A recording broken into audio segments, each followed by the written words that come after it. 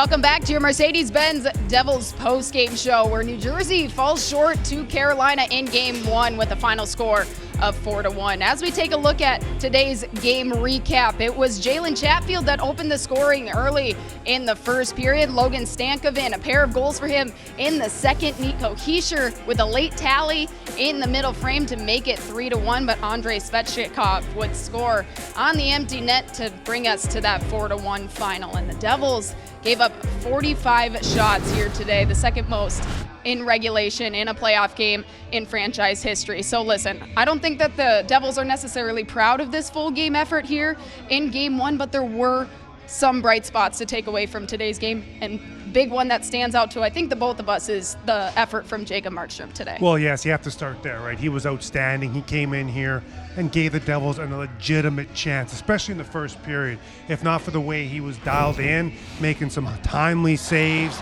exuding the confidence, I think the Devils are chasing this game by 2-3 goals in the first period alone. And so, look, no one wrote the script where you're thinking Carolina's going to throw up almost 50 shots, but Markey was dialed in. He met, everything that was basically thrown his way in terms of those high danger shots, right? Those chances, which were 20-9, Rachel, in favor of Carolina. So just the way he was moving laterally, I loved how he was zoned in. He was controlling the rebounds. And look, you got to give Carolina some credit. When they had those a couple grade A opportunities, they made them count. Well, absolutely, especially Markstrom's play in the opening period. 17-5, the shots were after the first period, giving the rest of his team a chance to maybe settle into this game. And even going into the third period, that's when we started to see New Jersey really gain their footing in this game. You could see they started to calm down a little bit, and they found opportunities in the offensive zone. And that's all a big credit to Jacob Markstrom, keeping it a 2-goal game heading into that final frame.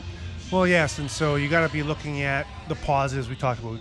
You have Markey that was excellent, right? I thought the Hischier line, especially in the first two periods, were the Devils' best line offensively. He had the captain draw a penalty in the first period because of how he was playing the offensive zone, and then ultimately he's going to be the guy that gets the goal in the second period, dying down for the Devils. And when he scored that goal, from that point on, including the third period, you had a different Devils team, right? So that was a positive. The captain got this team going. It galvanized around his effort, and that was encouraging, because now you can take that into Game 2, and so those two things really stuck out to me. Well, we all know that the playoffs are a different beast once you get into this position during the season, but unfortunately the Devils had to deal with some adversity right already in Game 1. We saw Luke Hughes return after leaving and dealing with some sort of injury, but we did not see the return of Brendan Dillon or Cody Glass, who left in the third period. And Brendan Dillon's a guy that played every single game with the Devils during the regular season. Big-time player for the Devils on the back end, really clocking a lot of minutes, and especially on the penalty kill. He left the game, and unfortunately the Devils gave up a power play goal after the fact. Well, yes, you saw the collision there with William Carrier in front of the net, and look, it's for Dillon to go down like this, that he's in pain. This is a tough customer, one of the toughest in the business, quite frankly.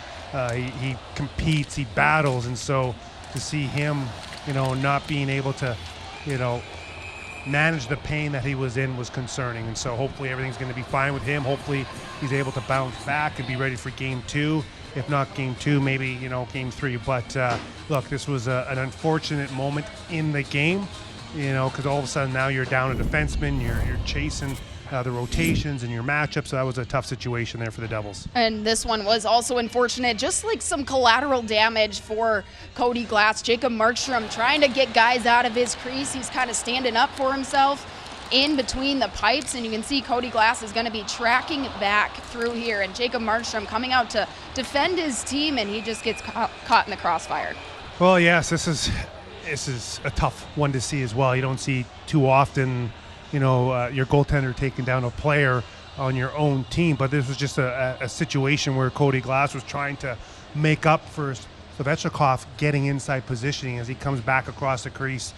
Just the timing was off there, but hopefully Cody Glass will be fine. Again, this is just, and we see Luke there skate off as well. So that was a tough shift from the Devils from a potentially injury perspective. It was great to see that Luke came back. Yep. Hopefully Cody will be back and ready for game 2. Well, this is when you need to have your team rally around each other and hopefully get your team back to where it needs to be for game 2, because it's a long road in the playoffs and you're looking to gain that redemption going into game 2 as the Devils fall here today 4-1.